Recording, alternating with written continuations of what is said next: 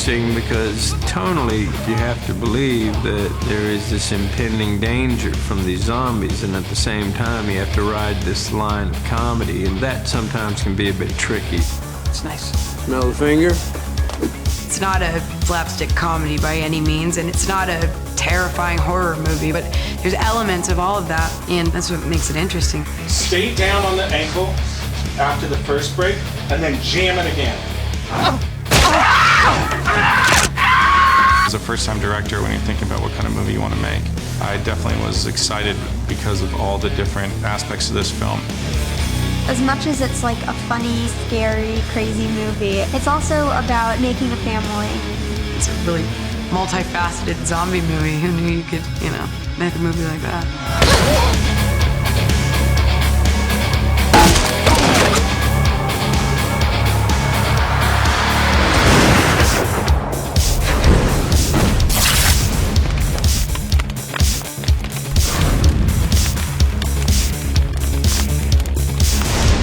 My mama always told me, someday I'd be good at something. Who'd have guessed that something be zombie killing? Probably nobody. We devised the story for Zombieland when we realized there had never been zombies on television before, and we wanted to make that happen. So we wrote a television pilot, and unfortunately it didn't get made. So we tried to find another way of getting the show made. So then I came up with the idea of making it into a movie and doing it low budget, and then everybody got on board for that idea. And at that moment, we had two very passionate people, Gavin Polone and Chris Parnell, who just wouldn't let it die. And much like a zombie, it rose from the dead and became a feature film.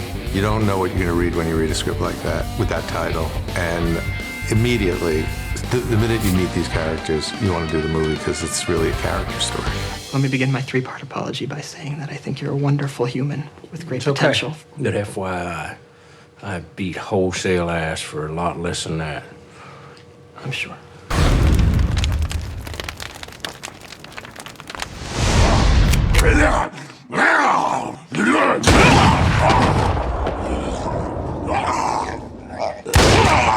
What do you think?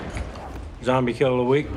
Our cast is just fantastic in this movie. It's, we essentially have what we think is sort of the greatest, most eclectic group of actors ever to be in a zombie movie when you really look at it. There's an alchemy that goes on when you find the right actor for the right role.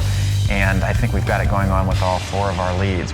Here's the deal, Columbus. I'm not easy to get along with, and I'm sensing you're a bit of a bitch. So, I give this relationship to about Texarkana.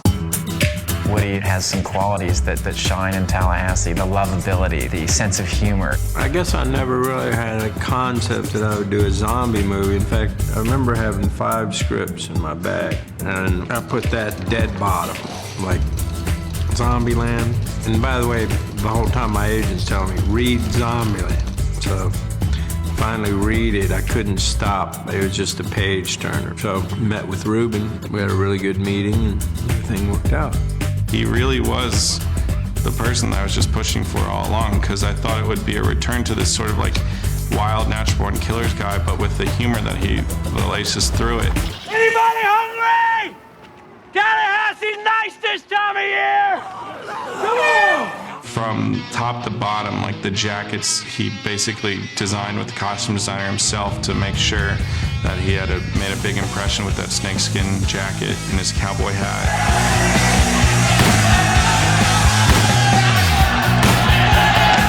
I trained my whole life for this movie. Been shooting guns. I did train some with some really good gun experts. Actually really enjoyed that. You were like a giant cock-blocking robot, like developed in a secret fucking government lab. Hey. When I read the script, Jesse was somebody who, from the beginning, I was always on the top of my list. I mean, there's a lot of really talented young actors, but he's just got this innate humor, but also this sensitivity, and you can really picture him being the biggest coward in the world. I'm considering opening that bathroom door. Notice what a huge wuss I am. Seriously, I don't have the spine God gave one of those trembly toy poodles, the kind that pees on eye contact. I loved the character when I read it. I could certainly relate to like being obsessive compulsive about like things and wanting to have everything in order, often at the expense of like enjoying things. So I thought it was really written very honestly and clearly, that kind of struggle. We actually had some auditions with different actors, and we had a few of them read with Woody, and it was clear to me that Jesse was the guy, but then Woody really hammered it home and said, no, Jesse's the guy. They're in the back, aren't they? Just me. I'm really sorry. You got taken hostage by a 12-year-old? Yeah, well, girls mature a lot faster than boys. She's way ahead of where I was at that age. Jesse's great, you know. I really have enjoyed it. He's got his own little quirky, amazing sense of humor, and I think that we've really forged a nice friendship on film and off.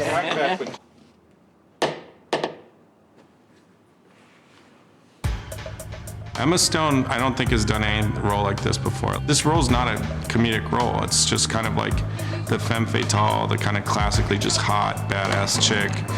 And what's so amazing about Emma is that she can do all that, but then she also has a comedy to back it up. It's your sister with my gun. Hello?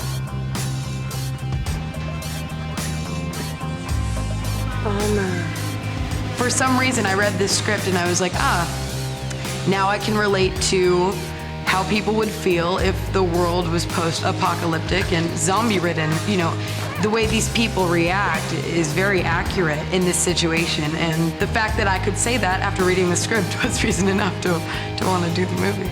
Most like just traditionally hot actresses, I don't think have her comedic sensibility and can't show all the sides of this character that she's created. And I feel very lucky to get to work with her.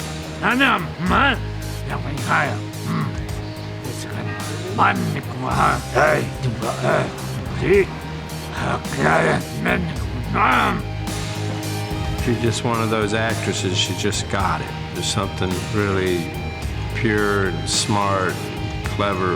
I think she's a great actress. I really do. I can't believe she's 20.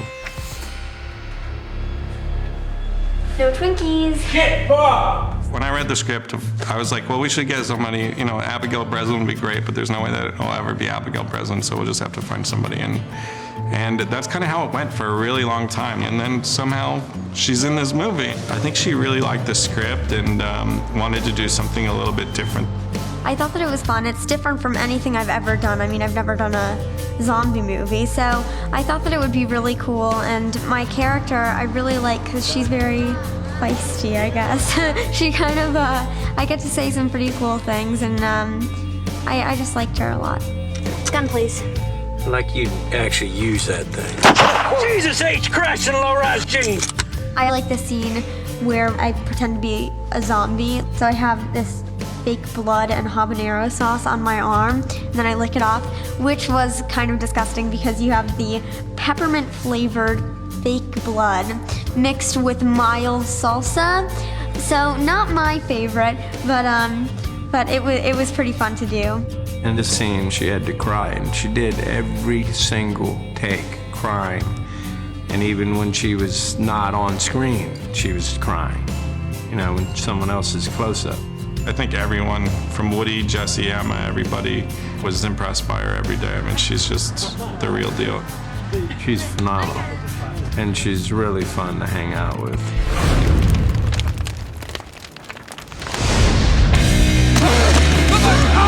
This is now the United States of Zombieland. Our zombies, I knew I didn't want them to be Romero-style zombies, like classic zombies. I didn't want to retread any of the same ground with another zombie comedy. I think the less thinking and acting that our zombies do, the better. It should just be like pure ferociousness. Right? It's about the movement and the erraticness, the scariness, the face, and then the viciousness of everything to me. That was great.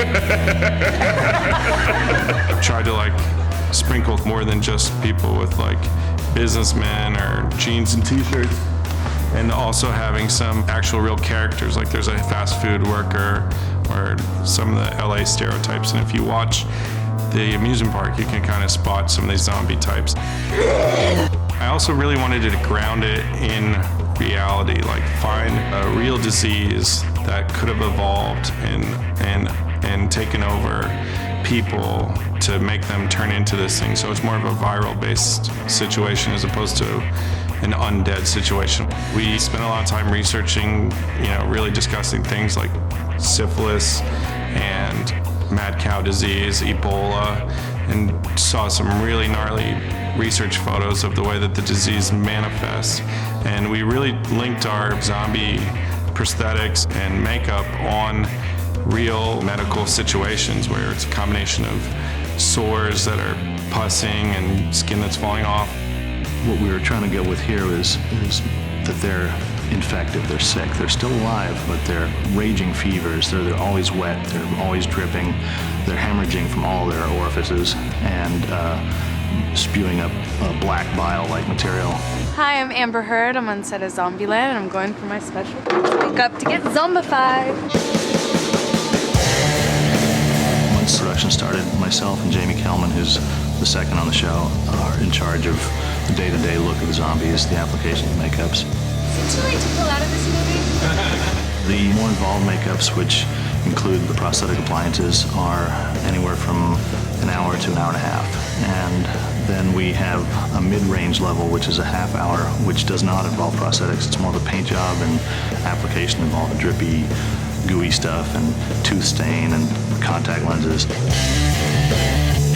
And then the background, which are about a 15-minute makeup job, are more or less just the dripping, just the wetness and blood and spew coming out of their mouth. I've never been afraid of zombies, but the makeup that they have with the zombies in are so scary. Those are probably the hardest scenes that I've had to do, running from the zombies and everything, because you kind of get an adrenaline rush when you're being chased by 25 people and bleeding and drooling.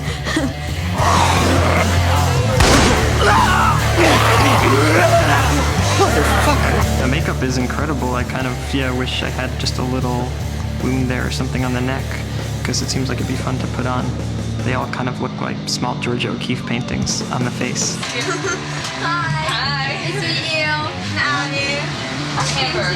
The lenses are in. I'm not as disappointed about not getting to be a zombie as Abigail is. Abigail really, really wants to be a zombie. She says it all the time. Oh my God. Unbelievable. It looks so good. That looks really cool. It's amazing. It looks cool though. I have asked everybody if I could turn into a zombie at the end of the movie, and they all say no. And it's really upsetting because I see all the zombies and they're so cool and they get to have like everything coming out of their mouth and they get to walk all cool and have the great makeup, and it's like, honestly, I just get to be running away from them. I sort of ask them questions about how the makeup feels and living vicariously through them. She's really excited about it, and I think it looks really sticky. Literally sticky. As Miss Underworld, I promise to promote world peace and dental hygiene.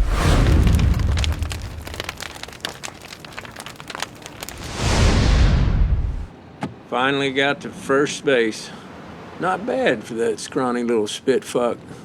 This movie really relied on fate in a lot of ways. The fact that we ended up in Georgia, the fact that we ended up at that amusement park, everything just kind of fallen into place in a really nice way and made it a lot easier than it could have otherwise been.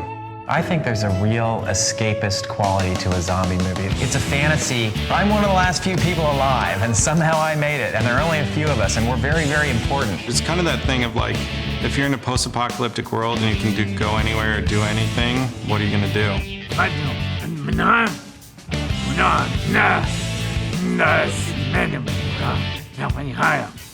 That's the poster right there. When I make this movie, I have the audience very much in mind. I want it to be believable and grounded and exciting and scary and, all the different beats that are in this movie I want to play. Got it. That was perfect. Dead perfect. I've never really had a fear of zombies. I know a lot of people are like terrified of zombies, but now I'm terrified of terminal, scary, brain dwindling diseases. Thanks, Zombieland.